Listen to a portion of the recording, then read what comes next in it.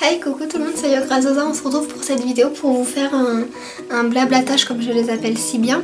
C'est un blablatage sur un peu comment peser ce qu'on mange, comment savoir son IMC, etc., etc. Vous en saurez plus dans la suite.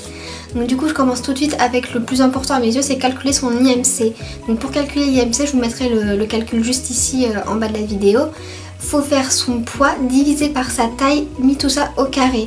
Donc par exemple je prends un exemple à moi, donc ça va faire 35 divisé par 1,54 mis au carré. Donc ça devrait faire 14,70 fois parce que mon idéal en poids par rapport à ma taille, on me l'a déjà dit que ce soit des professionnels ou quoi, c'est 40 kg.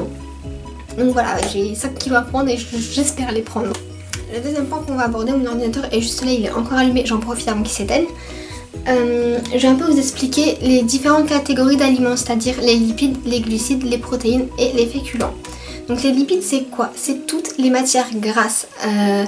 Donc on peut se permettre les aliments cuits à l'huile comme les frites, les beignets, les sauces ketchup, mayo, béarnaise, tout ce pour accompagner sa viande, c'est toujours bon à prendre. Et ensuite j'ai mis les huiles alimentaires pour faire cuire les aliments encore une fois. Mettre du beurre dans ses pâtes c'est toujours mieux, même pour le goût. Les sauces en crème. Les plats en crème c'est toujours aussi bon à prendre si on veut prendre de la masse et du poids bien évidemment.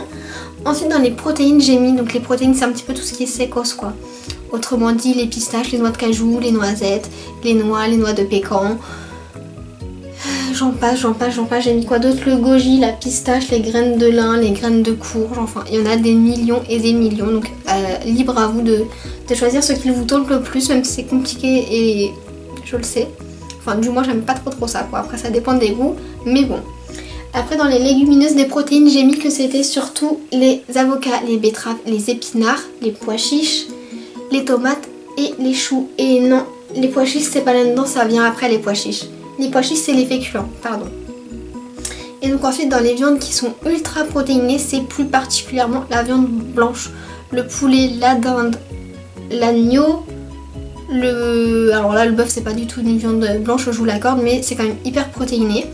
Donc la seule viande rouge qui est à peu près acceptable. Et ensuite j'ai mis le chevreuil.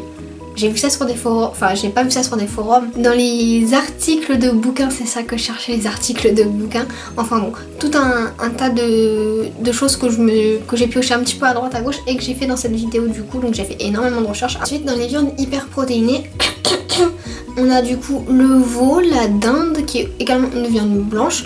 Nous avons également le lapin pour ceux qui aiment ça. Perso j'avais un lapin domestique et j'en mangerai plus jamais de ma vie. J'avais également mis le poulet, j'avais un poulet. Donc le poulet et le chevreuil. Le chevreuil franchement j'ai vu ça dans les articles de magazines etc. Ça me paraît bizarre mais visiblement s'il dit c'est que ça mange, c'est une viande que j'ai jamais goûté. Enfin bref, ensuite dans la partie des glucides. Donc les glucides ça va être un peu tout ce qui est produits laitiers, les trucs comme ça. Donc je vais un peu vous dire ce que j'ai noté sur mon écran. Donc produits laitiers, lait, fromage, yaourt, produits laitiers quoi, c'est à peu près tout ce que c'est. Donc ensuite dans les fruits et légumes de la partie glucides, j'ai mis que nous avons les patates douces, le poireau, le maïs, le soja. Et dans les fruits j'ai mis qu'il y avait les dattes, le raisin et les bananes. Donc tout ça c'est des fruits qui vont nous rapporter, enfin qui vont être riches en glucides. Je sais pas trop si ça se dit mais en tout cas moi je me comprends. J'espère que vous aussi. Ensuite toujours dans la catégorie des glucides j'ai mis les viandes et les poissons. Donc plus les poissons que les viandes au final. Ça va être les poissons gras, donc le saumon, les truites, les crevettes, donc tout ça c'est un petit peu des poissons qui sont assez gras donc qui vont nous apporter que du mieux quoi en quelque sorte. Et après en viande pour ceux qui n'aiment pas le poisson j'ai mis il n'y a pas trop de choix, sur le coup ça va être la viande blanche et c'est le poulet ou la dinde quoi, vous avez le choix mais pas beaucoup. Et ensuite dans les féculents, les féculents c'est simple, c'est tout ce qui est pâtes, riz, blé, quinoa, j'en passe et j'en passe et j'en passe. Ah oui par contre si je peux vous dire, évitez les riz blancs, préférez le riz brun. Encore une fois c'est changement de couleur mais c'est mieux pour nous quoi, pour pouvoir prendre du volume et du poids. Ensuite dans les pains j'ai mis tout ce qui est biscottes, pain grillé et également encore une fois préférez les pains à farine grise ou farine de seigle. Ça dépend de vos goûts, c'est un truc assez fort en goût, faut aimer. Et si on veut vraiment prendre du poids, qu'on est motivé, il faut se forcer. Et ensuite dans la partie des légumes, des féculents, j'ai mis tout ce qui est un petit peu pas sécos mais presque quoi. Donc les pois chiches, les lentilles, j'ai mis quoi d'autre? Les fèves et les haricots. Donc bon c'est toute une partie de de légumes, donc je me suis fait un petit tableau. Et donc du coup le dernier point que je voulais aborder avec vous, c'est comment calculer ces aliments. Donc déjà les aliments ça se calcule en kilocalories et non en grammes.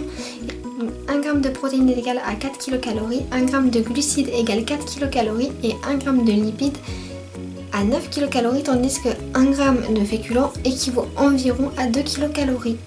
Donc du coup maintenant vous avez toutes les petites astuces, vous pouvez calculer vos aliments, calculer la dose d'aliments que vous mangez par jour et le nombre de calories à la fin de la journée. Moi ce que je vous conseille de faire et ce que j'ai fait, c'est que pendant une semaine j'ai pesé tous mes aliments, savoir combien je mangeais. Donc là le défi que je me suis lancé, c'est que j'augmente en fait les doses. Donc par exemple là je compte en grammes, j'en mange environ 370 voire 400 grammes grand max par jour. Et du coup je me suis mis comme limite à manger forcément 450 grammes par jour. Donc du coup je me suis dit que c'était peut-être une technique pour prendre du poids. Bon, certes faut se forcer, mais faut être déterminé quoi. Franchement pour le faire faut vraiment être déterminé. Donc du coup voilà, la vidéo prend fin. J'espère qu'elle vous aura plu. Si elle vous a plu, je vous invite à la liker, à laisser les commentaires si vous voulez en laisser comme d'habitude. D'ailleurs j'adore répondre à vos commentaires, ça me fait super plaisir. Et moi je vous dis à très bientôt pour une prochaine vidéo.